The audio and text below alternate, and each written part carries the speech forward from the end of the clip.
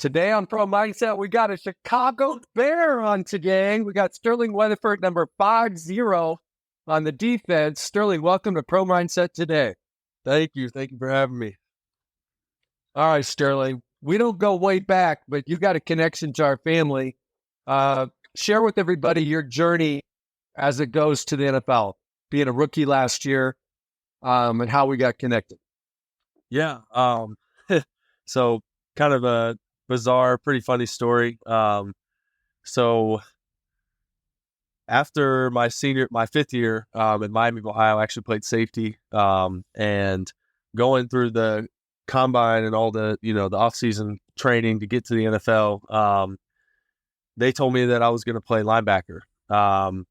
So I was fortunate enough to get an invite to the Senior Bowl. Was not lucky enough to get an invitation to the combine, but at the Senior Bowl, it was kind of funny because that was the first time I had met JoJo, your son, and it was an interaction for about 10 seconds. And thinking back to it, it was a pretty bizarre. I don't even remember what we said. Like, we just kind of looked at each other, had a little stare off, and then both just like started laughing. I thought I'd never meet him again. And I actually had forgot about him until so draft night, day 1, day 2, day 3, don't get my name called. And I had a couple of free agency deals, and I'm from Indianapolis, just decided that Indianapolis was the best one. Not that they gave the most money, and it just was the best fit. And so that is where I met JoJo officially. And I remember that we had a Zoom call with all the rookies on it. And I remember swiping through and looking and just looking at JoJo. And I'm pretty sure he's sitting in your backyard, his AirPods in, his feet kicked up, and he was outside. And I was like, all right, that's the guy to beat. Because they had written articles about us, about how it was him or me, and, one or the other. And we just kept hearing that. My agent, my parents, everybody was saying that. And, so we go through rookie mini camp, and me being from Indianapolis, after rookie mini camp was over, JoJo had asked me to take him out, do some laundry or something. I had a car, he didn't. And he hops in the car. I was like, yeah, sure. I'll take you for a drive. First thing he says when he hops in the car, he says, "What do you think about Infinity?" And a pretty bizarre question, but if you know JoJo, not that far out there. And if you know me, mechanical engineering background in Miami, Ohio, just love to explore, outer space, all this stuff. Like, love to talk about it. Love to talk about math, numbers. And so, of course, here I go, just instantly just rambling on. Fast forward about 3 hours. The car ride was only 25 minutes. And then we sat in the car for about 2.5 hours and just talking and talking. And we kind of came to a conclusion of like, man, like, why do we have to hate each other? Like, why is everybody pinning us up against each other? All you hear is, oh, you have coworkers in the NFL, you don't have friends, right? And that's the image. That's what's constantly being put into your head. And we just decided, let's go another route. Let's be friends and push each other and like just see what happens.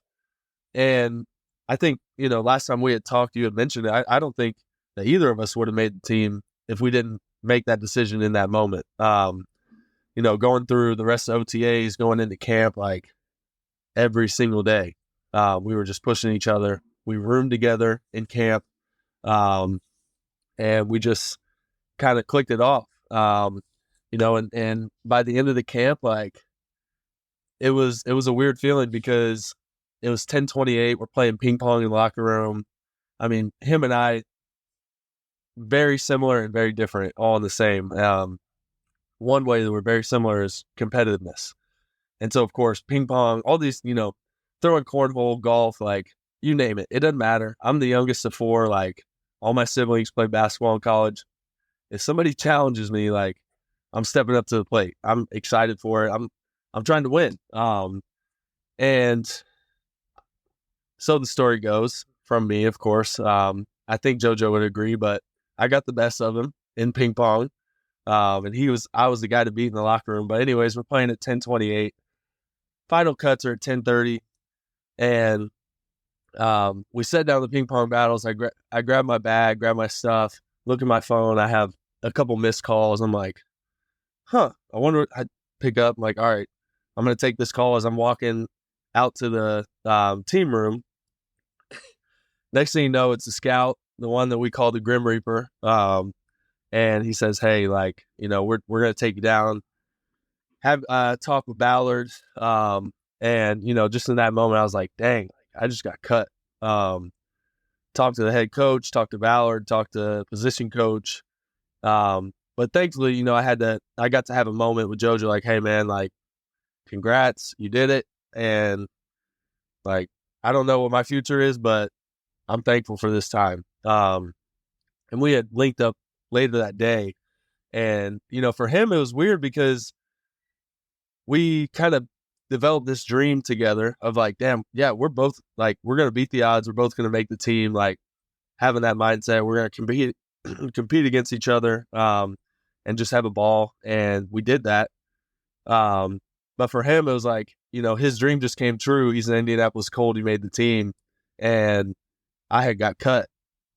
So he, it was weird, but we had enough time to kind of talk about that. And like, that is weird, right? Because like, you just went through the grinder with somebody, competed head to head, had a lot of fun, like really felt like we were both going to make the team. And then next day I showed up for practice squad. I had my pen, I had my paper, I had my energy drink. I was ready to show them like, hey, you made a mistake, right?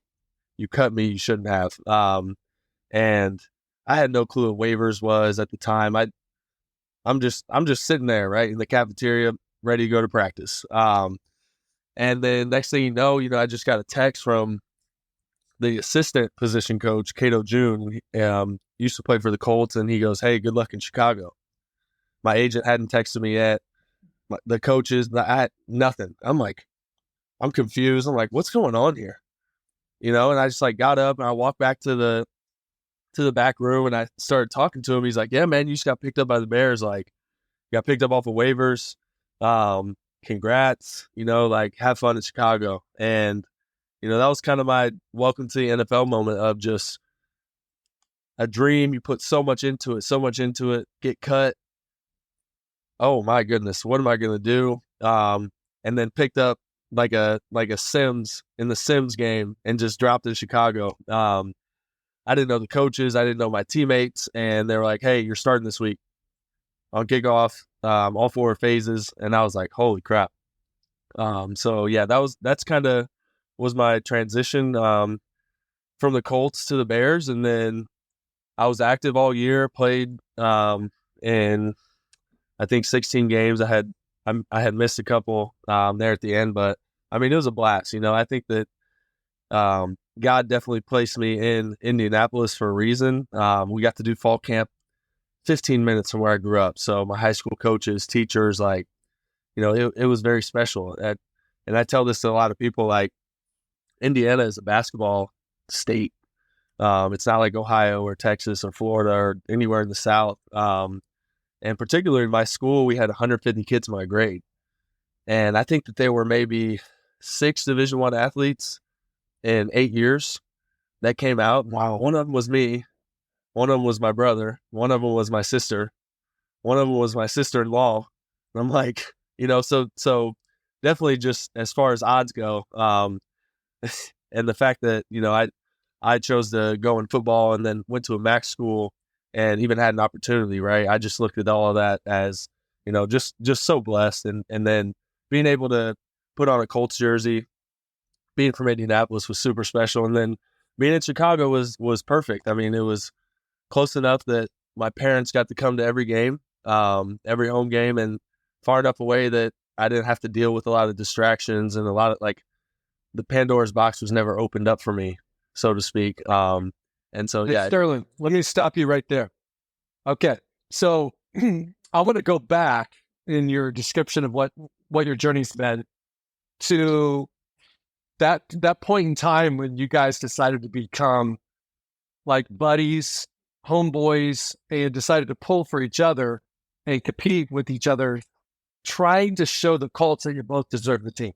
Yeah. Both deserve to make the team. Okay.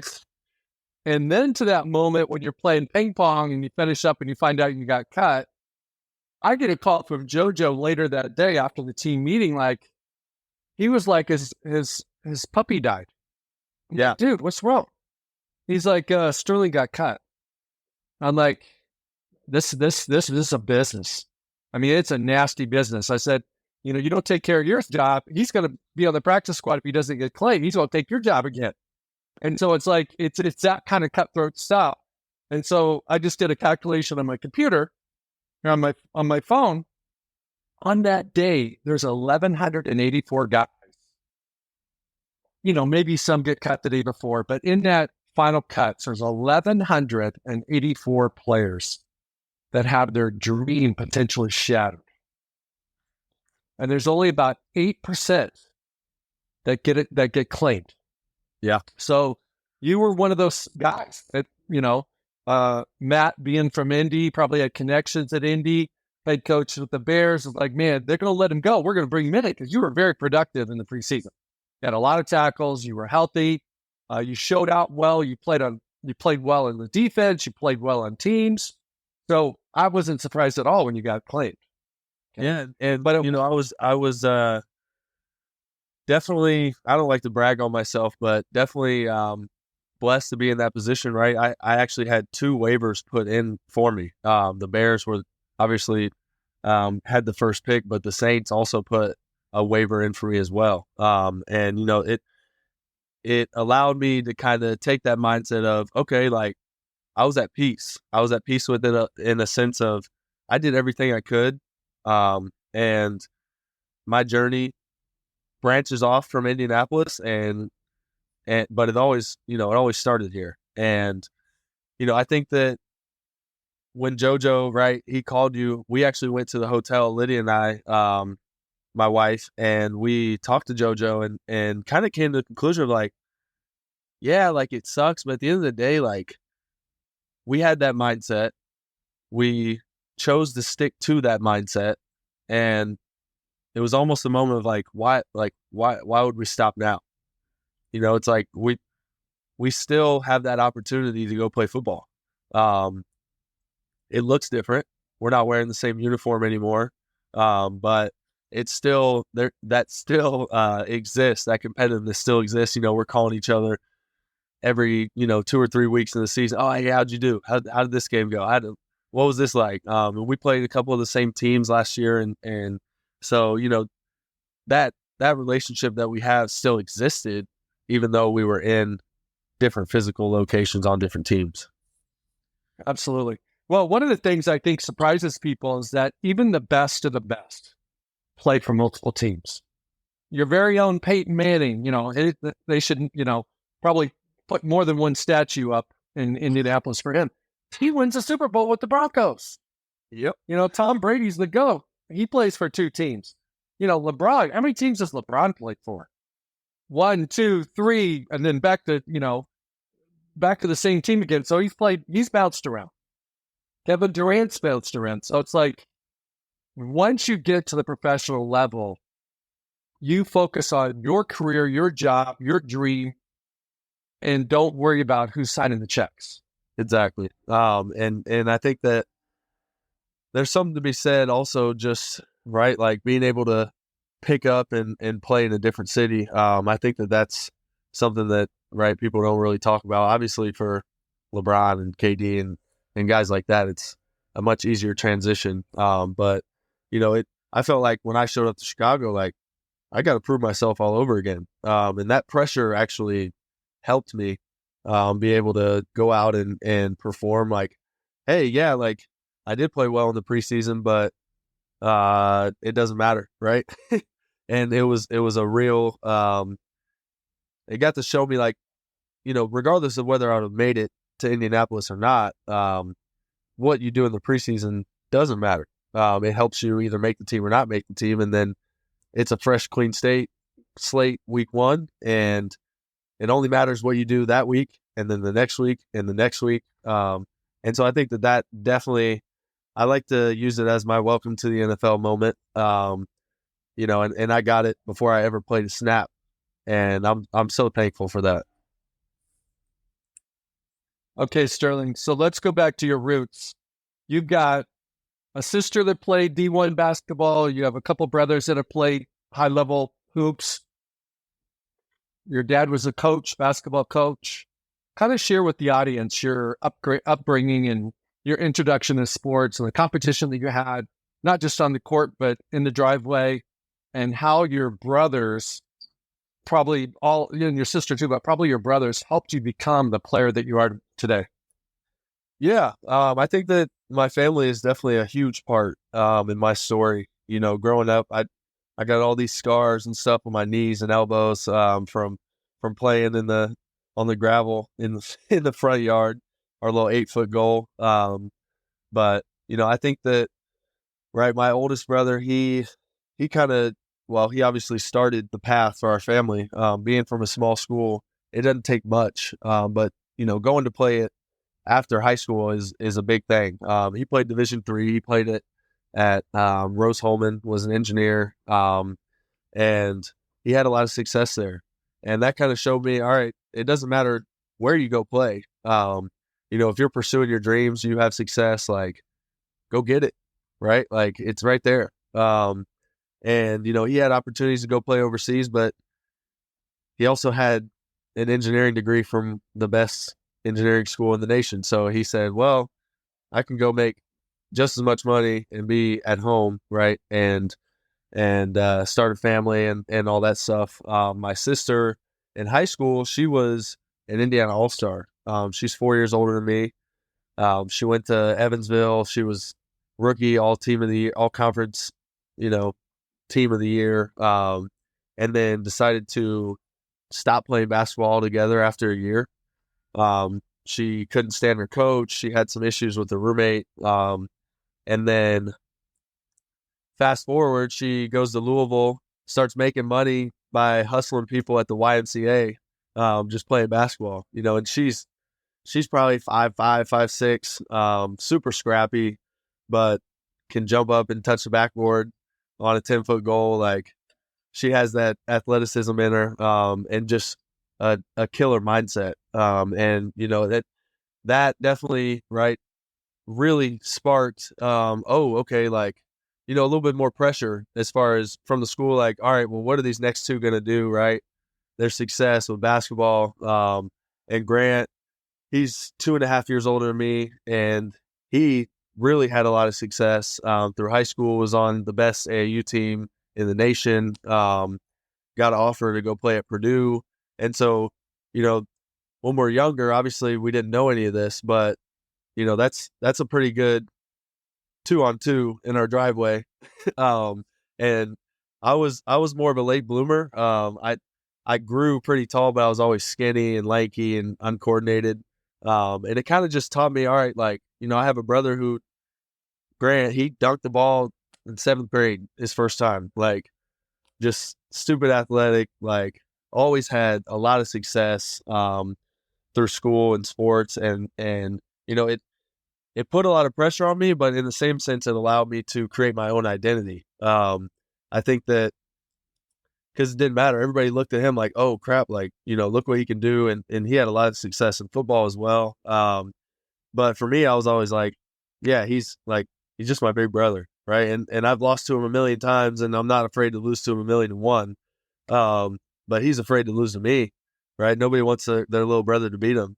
And so that's kind of the competitive edge I started to create, that narrative I started creating in my own mind of, it doesn't matter who I'm going up against. And that has definitely helped me translate it to right where I'm at now of, there's all of these big names and everybody glorifies, right, like these big name stars in the NFL. And at the end of the day, like, they're a human, I'm a human, and I'm going to give my best effort, and whatever comes from it, right? So that's, I would say, definitely the biggest thing coming from a very competitive family, very athletic family, had a lot of success. And I don't know where we got it from. Neither of my parents are athletic. I think my dad might have boxed. He couldn't make the high school basketball team. My mom grew up in Alaska, had 25 kids in her class. Like, I think she might have played basketball, but they only had 6 people, so they were like, yeah, come play with us.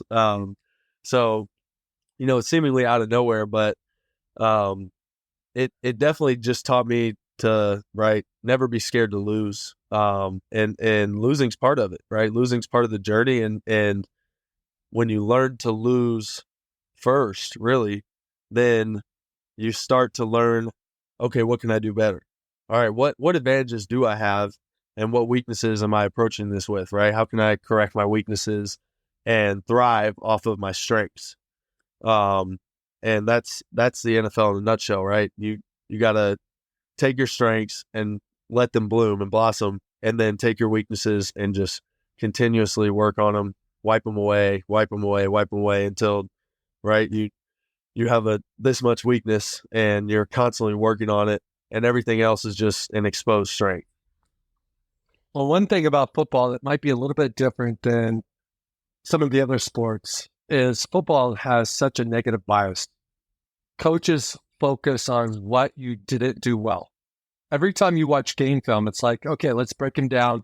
Did he line up in the right place? Did he know his assignment? Did he read his keys? Was his instincts correct? And it's like there's a lot more technical aspects to football than the average fan believe or even would think, because you have a certain role and a certain job. That if you're not doing it, they'll find somebody else that will. Yep. Right? And I feel like it can make the game super complex, but it can also make it very simple, right? I had a coach in college, our head coach, Coach Martin, who just hammered that home of, you got one job, right? Like, do your one job. Don't try and be Superman. Don't try, because in high school I had, like I said, 150 kids. Like, nobody else on my football team went to go play football at the Division I level or D2. I think we might have had one NAIA player. And, so I go from that, where I played punter, I was kickoff returner, punt returner, tight end, running back, wide receiver, corner, linebacker, safety, D end, like you name it. I played all of those positions in high school. And I go to college where our coach is like, hey, one job, just do your one job, have your technique, and just play the play. You got 10 other guys you're counting on, right, to do their job. And if everybody does their one job, then you'll have success. And I bought into that, and that has helped me tremendously in the NFL. I mean, special teams, like, you can't make every tackle, right? But sometimes forcing the guy to go one way into another guy, like, you did your job. And that's how you stay on the team. That's how you keep your spot. That's how you, right, week by week, just continuously make a name for yourself.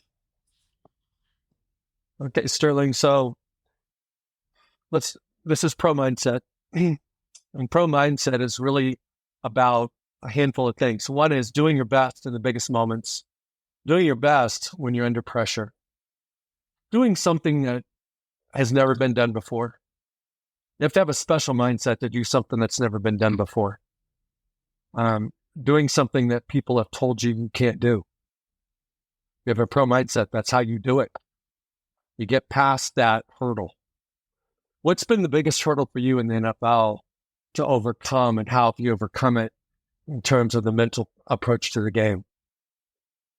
Oh, let's see. In the NFL, I mean, so far my biggest hurdle, I would say, right, is being cut and trying to quote unquote, like, make up for time. I would say, in the coach's eyes in Chicago, they've only seen me play 3 preseason games.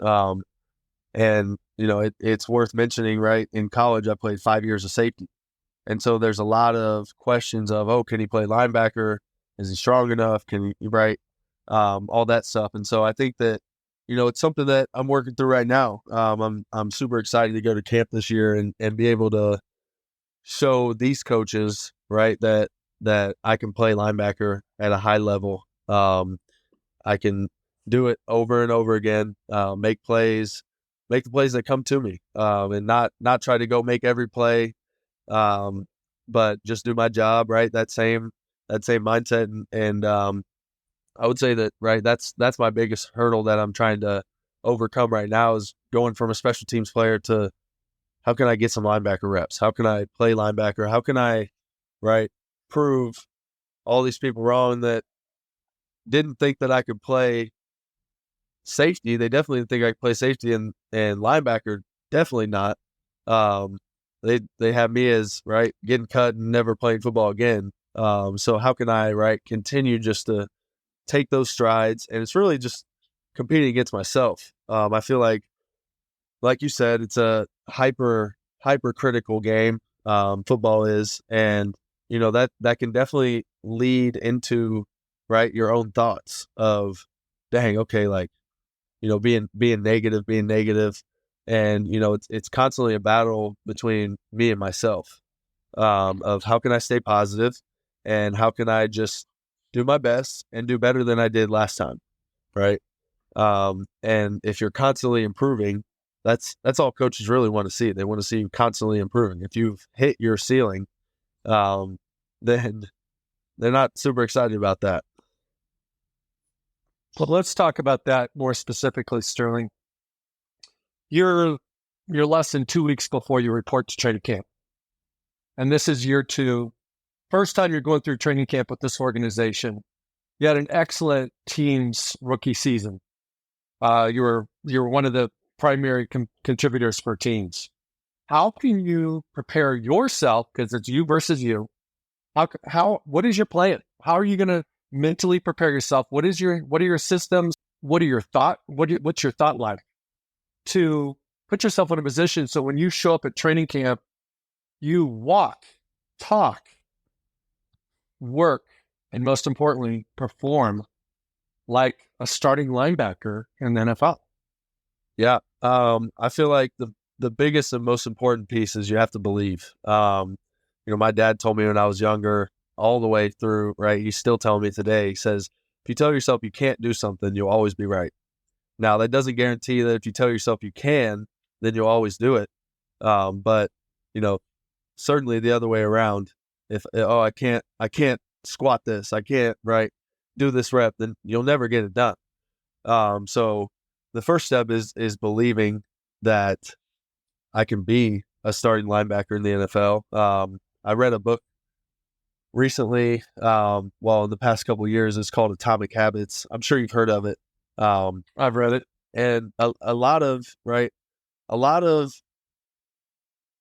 the people who know what they're talking about when it comes to the brain is right. They talk about identity. They talk about, if you're somebody who wants to quit smoking, or, right, quit a bad habit, then you have to first identify, okay, I'm not somebody who does these things. And so I'm using that to my advantage the other way of, all right, I am, right, I'm believing right now, and I'm establishing I am going to be a starting linebacker in the NFL. And then, that the next tier behind that is, okay, well, what does a starting linebacker in the NFL do? Well, I'll tell you, they work on their body day in and day out constantly. They watch film, they're prepared. And so, transitioning to kind of a daily routine, I wake up, probably between, 6:30 and 7. First thing I do is read my devotional, read my Bible, get my mind right, and prepared for the day. And then usually just have some alone time, drink a huge thing of water, and head off to my workout at 9. I work out from 9 to 12. I had surgery about 7 weeks ago, so I'm still like going through some PT, and usually that's kind of thrown in there, before or after the workout. So between 12 and 12:30, I'll head home, get some lunch, and then I just try to find an activity that is, right, a lifestyle that will also help me become a better football player. So that's what I try and fill the rest of my day with. Like today, I went paddleboarding, just trying to work on my balance. Was doing some exercises on the paddleboard. I'll do like some yoga in the attic where it's hot. Um, I'll play chess. I'll do like brain games, and then usually try to throw in like about an hour and a half of film. And then really just focus in on right my diet and my sleep.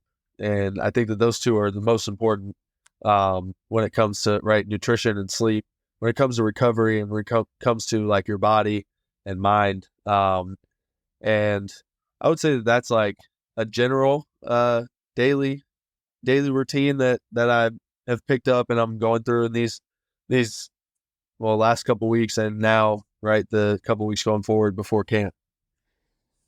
Okay, Sterling, I'm going to challenge you to, in the next 2 weeks before you show up for training camp, to write an identity statement of who you are for 2023. What's your 2023 version of you?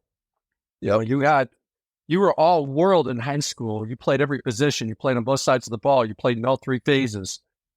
And you were in the back of the defense in college. And since you've been in the pros, you've primarily been on teams.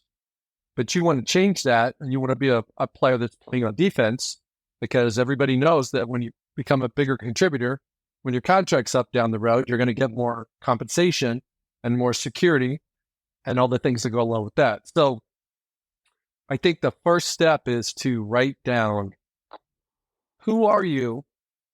Why do you do what you do? Who do you do it for? How great do you want to be? And don't be bashful. Don't worry about what other people think. They don't have to see it. This is for you, and it's about you, by you. yeah. It's crazy too because at some point after my red shirt, so I redshirted my freshman year at Miami, and going into my sophomore year football season, and I was in camp, and I'll never forget this. I don't even know who the guy was that I was talking to. My brother had met somebody in spring break who, right, was somebody who helped athletes gain a mental edge. And it was funny because I got on the phone with this guy. I talked with him for about an hour and a half, and he was all about that. And I wrote some stuff down and kind of just tacked it on my wall. Fast forward 4 years after that, I had found that note, and every single thing that I wrote down on there had happened, except for getting drafted. And I think that there's power in doing that. I think that absolutely. I was going to I think last time we talked, you challenged me to creating a video for myself, just talking to myself. And so that's kind of what I've been working on. What am I going to say? How am I going to tell myself right now where I'm not under a lot of stress? I'm clear-minded, right? I am optimistic. I'm confident, and how impactful will those words be to me when I'm broken down, my body's hurting, because inevitably that happens in camp. This is not my first year of playing football, and I know and recognize that camp is a grinder, and right, it'll break you down as much as you let it, right? And so I'm definitely working on that video. I'll get to working on the identity statement. I'll have to send it to you after this. Okay, I'm going to give you one more thought. The NFL typically has their press conferences for the opening season, like the Tuesday before, sometimes the Monday before the opening game. Let's put yourself in a position where you do everything that you're capable of doing, and you surprise your coaches that you're more capable and more prepared to be the guy than they ever thought you were. And for your opening, who do you guys play week one? Do you know who we play week one? Green Bay. Okay.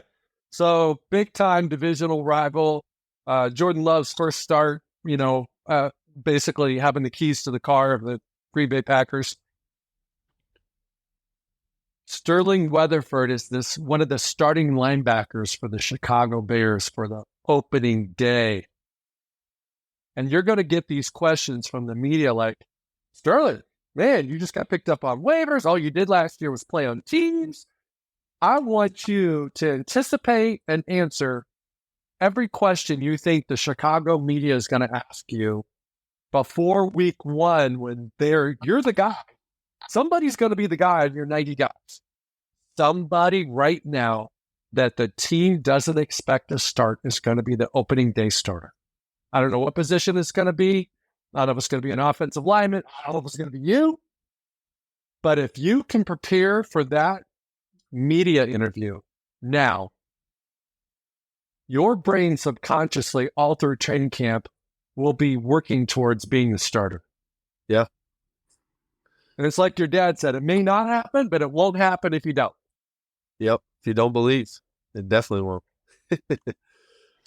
Okay. So everybody's got oxygen. What is the oxygen that makes you tick? What is your oxygen? What is the thing that makes you be great? What's the thing that gives you the most joy? It doesn't have to be football. It can be anything. What's your oxygen? Yeah. I would say, first off, my faith. I think that, and we don't have enough time to sit here and talk about all of that. But I think that, right, my faith of right in God, and that I'm exactly where I'm supposed to be, and that I have everything I need for right now. Those are two fundamental things that I cling on to. And, my big motivator for sports, I love sports just because of how well it translates to life. I tell all my friends back home, I'm like, yeah, a week in the NFL is really something like a month out in the quote unquote real world. And so everything is sped up. And you can see that as, oh, this is stressful. Oh, this is a lot. Or you can flip that and say, you know what, I have an opportunity every week to really challenge myself. And that's definitely, I would say, my oxygen of competition. That drives me. Never steering away from it as a child, never steering away from it in high school or college. It's opened a lot of doors for me, and the way my brain processes it is like, all right, well, if I can challenge myself to become a better version of myself, right? And here's football, a very direct example, a very direct avenue for me to be able to do that. Then in turn, right, I'm becoming a better version of myself as a whole, as a person. And so I like to look at football as just that, right? An opportunity for me to challenge myself. And so, it helps too, because all of this noise, all the media, right, all these questions, it's me versus me. And right, and I'm limited to the body I'm in, and I'm limited to the mind that I have. And I think that, right, as a professional athlete, your body, it's your responsibility to take care of. It's your responsibility to preserve, to stay healthy, right? Obviously, freak things happen, but your mind, I would say, is a tool. Your mind is an advantage. Um, I could have taken slam. I could have taken, the football major. My mom calls it underwater basket weaving at Miami. But I challenged myself and graduated with a mechanical engineering degree. So if you kind of look at, right, my life as a whole, I would say that I'm constantly trying to find avenues that I'm challenging myself in. So that's the thing that, right, when I wake up, it's like, all right, can I be better than I was yesterday? And that's, like I said, that's a very direct correlation into football, and having success in football. Absolutely. Well, I have a variety of different thoughts here. One of them is that, from my experience, I think one game in the regular season of the NFL is equivalent to 1 year of life, because of all the potential transactions, all the transitions, all the preparation. It's like hyper focus, get ready for that next game. There's nothing short of excellence and perfection that these coaches want you guys to have in terms of your preparation. When you guys do walkthroughs, half the guys don't want to fall asleep because it's boring. But if you don't know what you're supposed to do, it'll show up on Sunday. You may not be there on Monday. Yep. And if you're on a championship level team, if you're winning, GMs get superstitious, coaches get superstitious. They don't want to cut guys. So they will only make roster moves when somebody gets hurt. But if you're not on a winning team, they take pride in churning the roster every single week. Yep. 2, 3 guys every week. So how many friends do you think your parents have that are like in the real world that are worried about getting fired every single day? Yep. They're not. But in the NFL, a thought crosses through your brain every time you see somebody's locker cleaned out. Yeah. And one interesting thing that one piece of advice I got last year, right. I spent a lot of time in that of, I can't get cut. I don't get cut every week, every day. I'm going to get cut. And I got to a point where I was like, man, I'm fed up with this. And I can't remember who told me this, but they told me when you're skiing, if you're going down a hill and all you focus on is don't hit the tree, don't hit the tree, don't hit the tree, inevitably you'll hit the tree. Versus every time if you're constantly looking, okay, find the path, find the way that it works. Find the way that it works. You, right? Like I said this multiple times, you flip the script and you change your mindset of, okay, I'm finding a way where I'm going to be here. And that has been very powerful to me. It's helped me a lot. And yeah, exactly. I mean, every week you could focus on, I'm going to get cut or who's going to get cut, this, that, and the third, right? We played on a team that we had 3 wins last year. So many cuts. And even, the guys who were considered the leaders of the defense mid-season, they're getting traded. And our team is seemingly falling apart. It's like, how do you find that consistency? How do you weather the storm when the whole organization is seemingly, right, getting tossed up in flames? Everyone's running around screaming, panicking. It's like,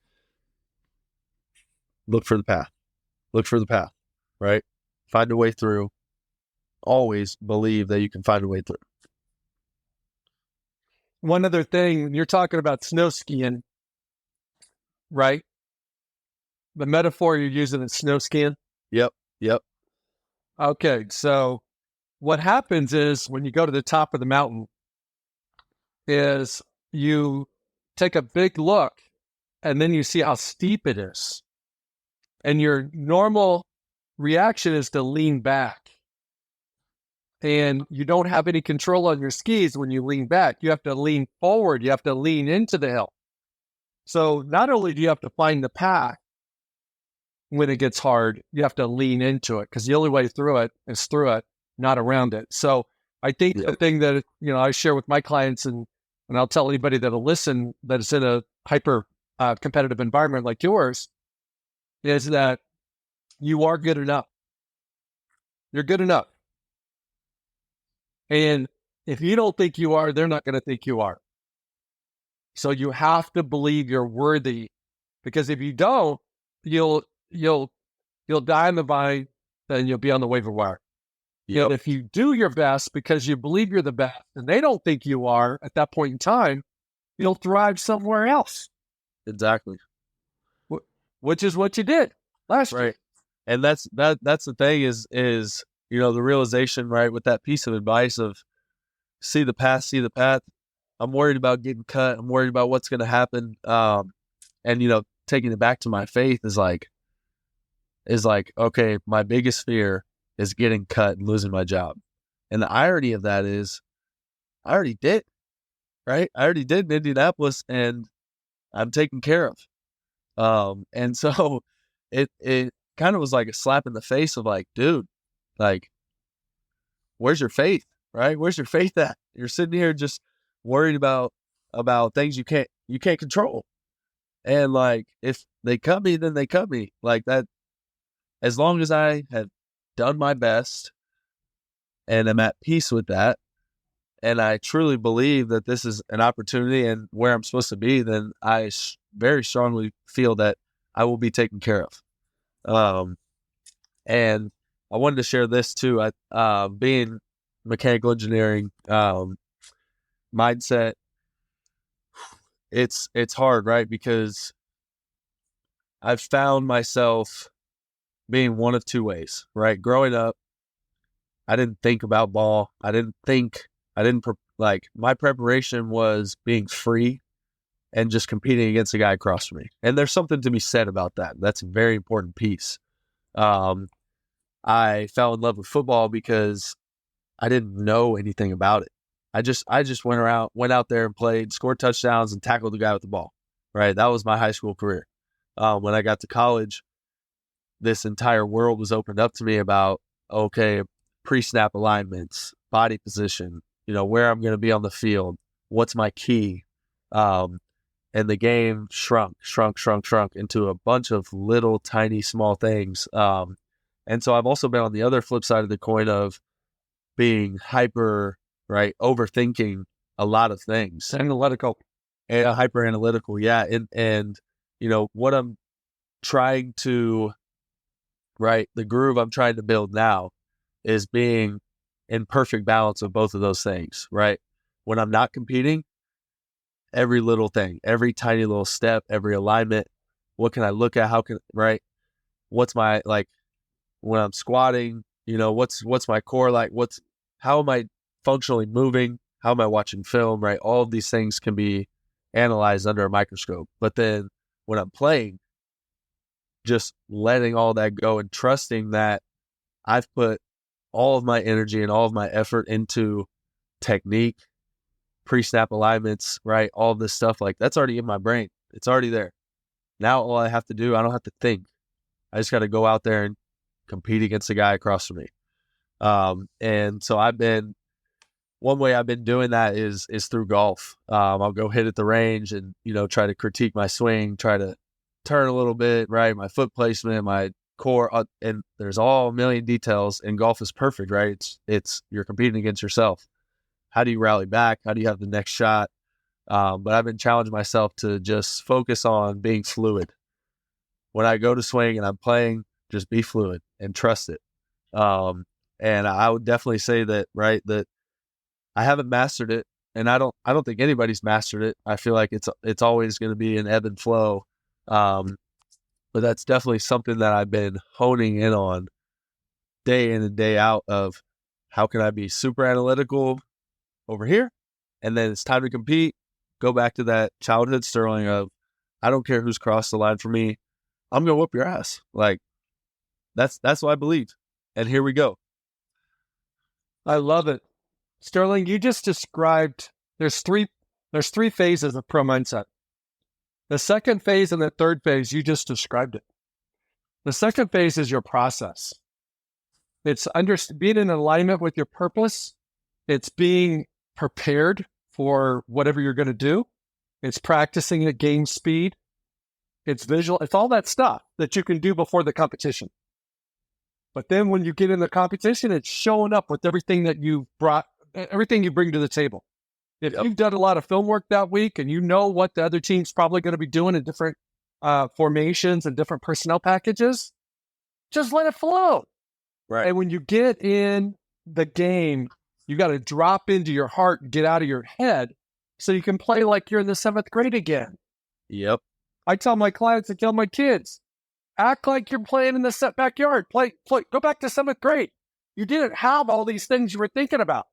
Right. Right? So NFL coaches are really good at taking great athletes and making them slow because they give them too much to think about. Yep.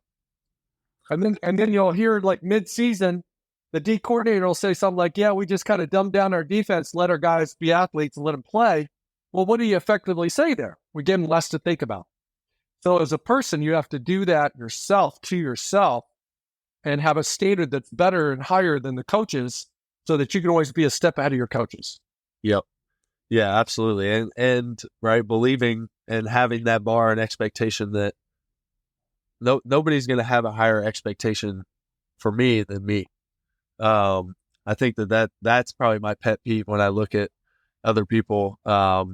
When somebody has a higher expectation for you than you do yourself, and I'm like, how can that, right? How can that exist?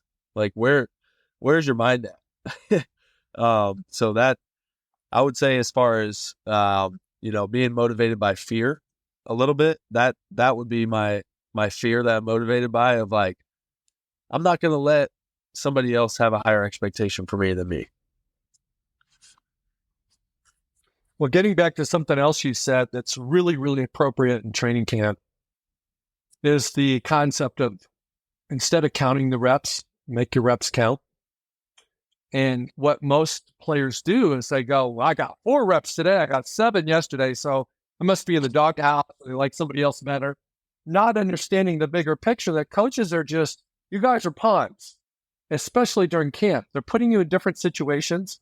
They're testing how you respond to different situations. Sometimes they may not give you any reps for a day because they're trying to check out somebody else to decide if they're going to cut them or not. And they decide to cut him. But then the next day when that player comes back, because now he's not feeling good about himself because he didn't get reps the day before, he's still in his head about, being pissed off. He sucks. They cut him too. Yep. So I see it all the time where it's like, this could have happened with you and JoJo or with Indy, is they cut you both and sign somebody off waivers and somebody somewhere else. Yep. Right. And so it's like you got to really dial in on the opportunities that you get, the reps you get, and make them count. And if they're not good enough, screw them and go on to the next team. Right. And I feel like the one of the best ways to have success in the NFL, and this is right, a word that every day I wake up, I look at it, it's written on my whiteboard, sitting right behind me. It's consistency. How can I be consistent? It doesn't matter, right, what is thrown at me, how many reps I get. How can I just be consistent and, consistently changing? I'm a math guy. I won't nerd out on you, but, the idea of a derivative, right? If you have a graph with a slope that's positive, say it's just 1, right? The slope is 1, right? The derivative of that is 1. And so that line is consistent. But if you look at the actual graph, right, it's always growing. It's always growing. Yeah. And so it's right, being consistent and consistently growing. I feel like that when I spend a lot of time talking to vets that have been on, right, 6, 7 teams. They're in year 8, year 9. Like, I'm like, all right, yeah, tell me, right? Like, tell me, how did you get here? What is, like, in your own words, like in your own brain, like what allowed you to survive? Because you played all special teams on 6 different teams for 8 years. And it's just being prepared and having that consistency about you, that because consistency turns into reliability. And at the end of the day, right, we talked about getting cut, but I mean, the coaches, they have plenty of pressure on them too, that, they want to keep their job. And if their players aren't playing well, then the guy above them is saying, hey, what's going on? And so, they're going to inevitably lean to the guys who can be consistent, who can be reliable day in and day out, whether I give you 1 rep or whether you're the starter and you take 68 reps, right? Like, what are you going to do? Like, what's your margin of error? And so I think that, right, I'm big on words, I'm big on numbers, and like that is kind of how my brain internalizes it, and what I'm trying to hone in on, especially going into this year and the future of my career. And I feel like those are skills that apply to life. Everybody can value from being consistent, everybody can value from being reliable, and everybody can value from going above and beyond the expectations that others have for you. That will create success wherever you are. Similar meaning. I call it showing up. Have you ever turned on the TV to watch like a hoops game and you just feel like the guys didn't show up? Or it's like, like watch an NFL game and it's like the guys look like they're going through the motions. Yeah. If you want to play for as long as you can for your highest self, you have to show up every day. Your commitment, your preparation, your sacrifice, your focus, your belief in yourself, your confidence in what you do every single day. And you know what? You can take off while you're sleeping. And then when you wake up the next day, you got to show up again. Yep. And when you show up, you're going to be consistent. You're going to be prepared. You're going to make your reps count. You're going to earn trust with your coaches. I love that. Yeah, absolutely. I mean, that's what it's all about, right? That's the name of the game. Especially for somebody who has started right in the special teams world, and is trying to build up. I mean, some people, a very small percentage, are fortunate enough to be drafted on day 1 or day 2, hop right into a starting position, and right. But I also think that those guys have showed it. Most of them have showed it before that they can do that. And so, I think that I have more of a direct opportunity to show them coming into camp this year. Well, one of the things I think is part of your identity statement is what is your story? And all of us have stories. Athletes, all you got to do is watch the Olympics. And what do they do in the Olympics? They tell us their story. Yep. When they were told when they were 6 they weren't going to be able to walk, and then they end up being an Olympic marathon runner. And it's like, you are the author of your own story, and you tell yourself what you tell yourself. And I want you to look at being undrafted, because there's a lot of good players that don't get drafted for lots of different reasons. And probably the most likely reason for you was a position switch. That hurts guys. And so athletically, you should have been drafted. If you'd have played 1 year linebacker in college, you might have been a 3rd rounder. Doesn't matter. Where you're at right now in your story is that you're going to be a baller and you're going to go take care of your business moving forward. It doesn't matter if you got drafted or not. Here's the benefit of not being drafted. You can renegotiate your contract a year before everybody else. Yep. You get an opportunity to be a restricted free agent that allows you to leave, compared to the guys that get drafted that sign 4-year deals that can't leave until after 4. Yep. So at the end of the day, I would flip on its head the concept of not getting drafted and use it to your advantage, and look at the assets and the advantages of not getting drafted, as opposed to, or you frame it however you want. But there's a lot of advantages to not getting drafted. The only thing that sucks about it is on draft weekend, you have to sit there and watch 250 some guys get drafted and thinking that you're better than half of them, and you should have been drafted the day before. Right. And another book that I read, that's been very impactful. It's by David Goggins. I don't know if you are familiar with him. It's called Can't. I am. And his story is unbelievable. But one of the main messages I took from that, right? He calls it a cookie jar. He calls it, right, a cookie jar of all the things, all the times you were counted out, all the hardships that you've prevailed through, right? All the things that have happened to you that suck, for lack of a better term. They just suck. And you made it through those things.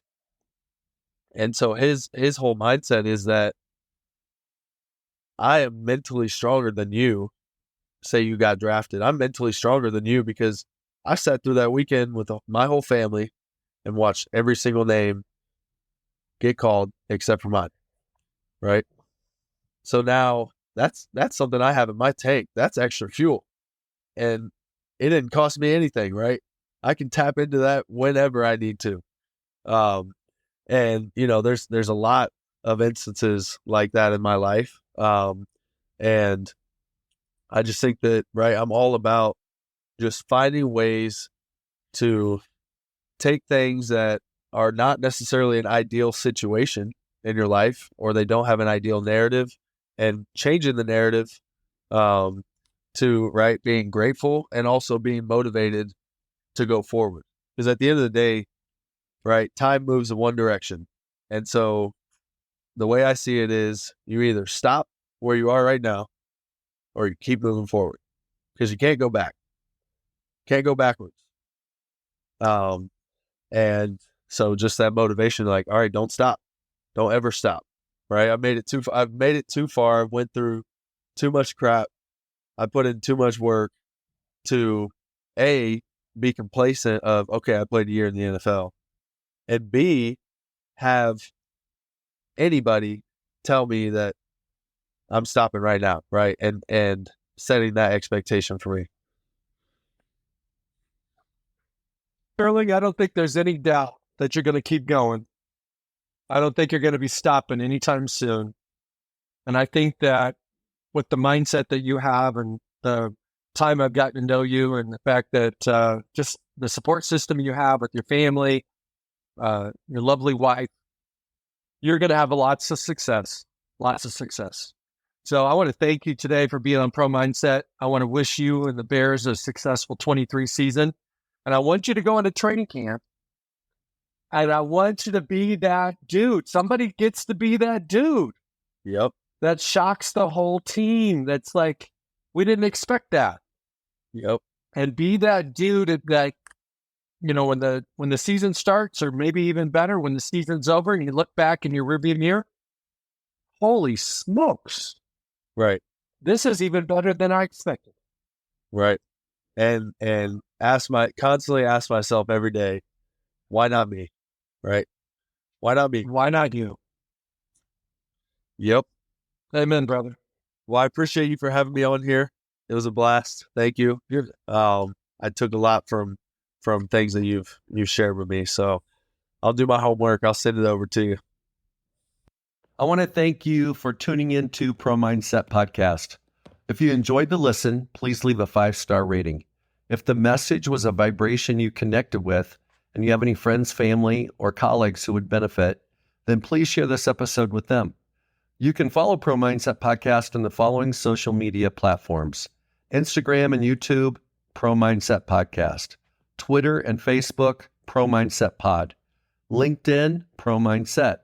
We will drop our shows, Pro Mindset Podcasts, every Wednesday morning, and we invite you to listen and subscribe. Also, don't hesitate to check out our archives to listen to previous shows. And finally, I encourage you to embrace a Pro Mindset truth from today's show. It just might be the key to unlock the pro inside you.